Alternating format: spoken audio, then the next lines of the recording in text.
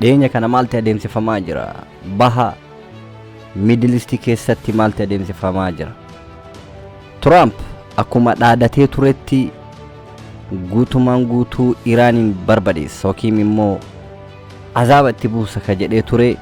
Wannichi sun ammaaf dhaabbatee jira. Sababa inni dhaabbateef guddaanis Pakistan wadhakkaa seenuudhaan araara Iraanii fi Ameerikaa jidduu nagaa buusuudhaaf tattaaffataa jirti. Trumpis sa'aatii dhumaatitti wanni inni tarkaanfii Iraan irratti hin fudhatiniif waliigaltee irra gahuu dandeenya jechuudhaan abdii horatee tarkaanfii osoo irratti hin fudhatin ture.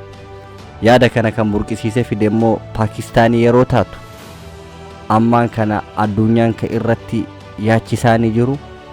Ameerikaanis pointii 15 yookiin achii ol wantoota isiin Iraan irraa barbaaddu jira.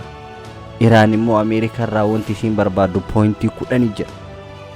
Kanarratti yaadi isaanii kaya jarri adda adda dhaabbatan kun maraa faalladha. Kanarratti immoo waliigalama jedhamee hin yaadamu. Haa ta'uutii maree biyyoonni kun lamaanuu osoo waliigalanii irra jiraniif sababisas lolli kun babal'achuudhaan yookaan akkanatti itti fufuu ta'ee addunyaa tanarratti rakkoo ciccimaa dhaqqabsiisa.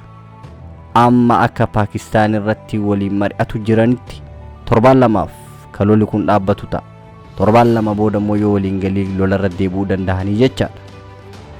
Mariin torbaan lamaan biyyoonni kunneen mari'attu rakkoo isaa wadhakkaa jiru karaa dippiloomaasiitiin hiikuudhaan furmaata itti barbaadu yeroo ta'u, haa ta'uutii maree hanga ammaa walii hin galamne.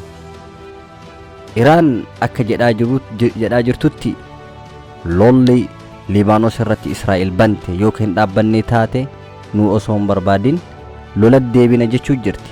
Sababi isaan kana jedhaniifis nu michoota keenya yookiin immoo warra nu wajjin yeroo rakkoo dhaabbatan darbuu hin dandeenyu yookiin immoo dhiisuu hin dandeenyu jedhaa jiran. Kanaanis wal qabatee Trump Iraaniif warningii kennaafii jira yookiin immoo akka isaan adabatan. Sababi inni kana jechaa jiruufis nu wajjin waliigaltee torbaan lamaa qabna, akka lola kana keessatti hin deebine yookiin immoo hin seenne jechuun jira. Kanaanis wal qabatee Israa'el haleellaa ciccimaa Libaanoosiin dhoofte kan akka dhaabdu gaafatamaa jirti. Haa ta'uutii maree hin dhaabne isiinis. Kanaan wal qabatee addunyaa irratti wanti amma adeemsifamaa jiru ammaaf kana yoo ta'u, lolichi kun qabbanaa'ee jira. Kanaanis wal qabatee galaanni Hormuz addunyaaf banamee jira. Kanarraa wal qabatee biyyoonni akka Awurooppaa, Afrikaa, Eeshiyaa kiraayisasii yookiin immoo rakkoo cimaa keessaa bahaa jiran fakkaatan. Gaaza argachuudhaan gororroon isaanii ka goyde jiidhaa jirti. Amma ka gaafii ta'uu jiru lolli kun deebi'ee yoo kaka'u ta'e addunyaan balaa yookiin immoo ibidda lola kanarraa itti gajjigu dandamachuu hin dandeetti ka jedhu. Kanaafis baay'ee yaachisaadha.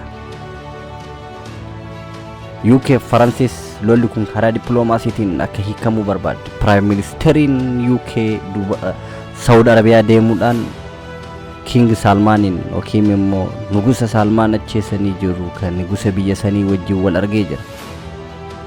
Kanaanis wal qabatee rakkoo Middle East keessa jiru UK karaa dippiloomaasiitiin akka hiikamuu barbaadde.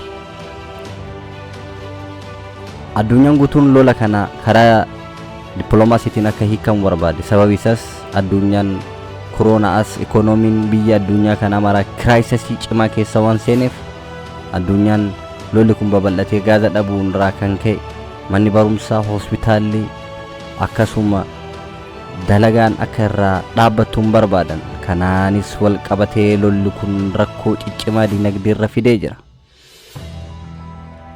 Addunyaan lolli kun guutumatti akka dhaabbatu barbaaddi. Kanaanis lolli kun haa dhaabbatu jechaa jiran. Wanni kun immoo waan abdii namatti horu. Haa ta'uutii maree biyyoonni kunneen mara point view jara yookiin immoo bakkiitti jarri irraa dhaabbattee pointiin jarri qaqqabdu kunneen gugurdaadha. Waliigaluu danda'ama waan jedhamu hin qabu. Garuu lolli kamiyyuu irra caalaa karaa dippiloomaasiitiin kan hiikamu yookiin immoo karaa mariitiin kan hiikamudha. hardhaaf gabaasi kenna kana kan ittaanurra wal agarraa galatoomaa.